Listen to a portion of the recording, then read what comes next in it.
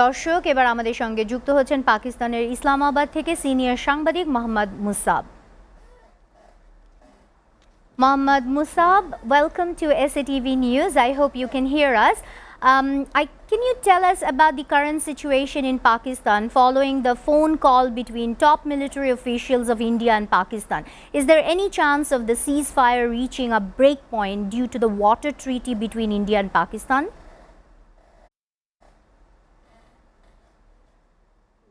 Doing well.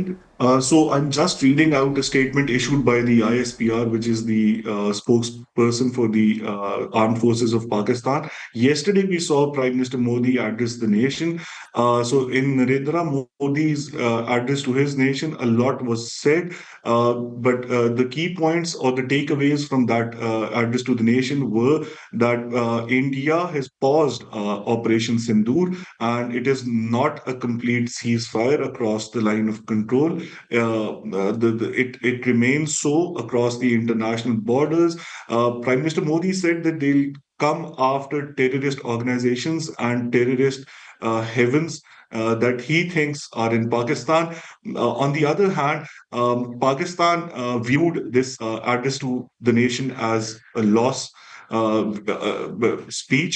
The Pakistanis consider that they've won the war. It is yet to be seen how things shape up in the near future. At this point in time, your question was what happened during the DGMO's hotline talk. So, for the viewers of SATV, let me put this again. The DGMOs of both countries, they talk regularly. So it happens once a week, even during war, and contents and whatever is discussed on this hotline is usually not reported. So anybody who claims that certain things are discussed is not telling the whole truth, because this is never the case. Having said that, Prime Minister Modi said and repeated that the water treaty is in abeyance. Water will not come to Pakistan, and the only two things that India will talk to Pakistan about are Kashmir and water, Kashmir and terrorist organizations. So he says on water, we're not going to talk. Pakistan considers this to be an act of terror. An act of war. So I don't think that anytime soon we're going to get anything on the table. Also, lastly, ISPR has issued a whole statement where they say they claim that they've downed the six jets, and they've even pointed out exact areas of where they've downed these jets. They've even told the press the names of the fighter pilots flying those jets, and they've told which ones have died in combat and which ones are in hospital. They've even pointed out the names of the hospitals. Okay, so what we can see is there might be not a long ceasefire. And what is Pakistan's standpoint in that context?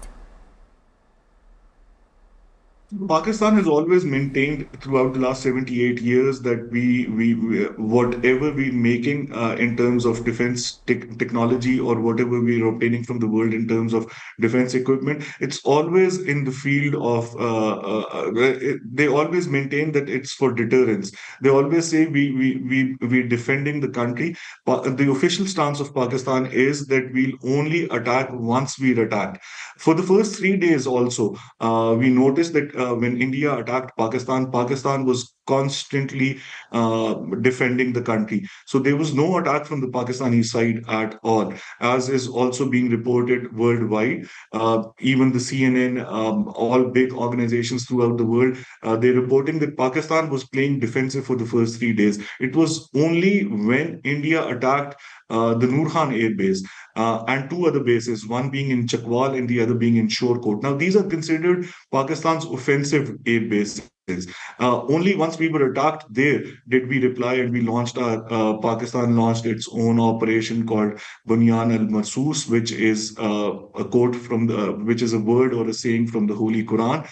So Pakistan again, they say that we'll always play defense. We're not going to attack India. And you're right. Anybody in Pakistan does not believe that this war is over. This is far from over.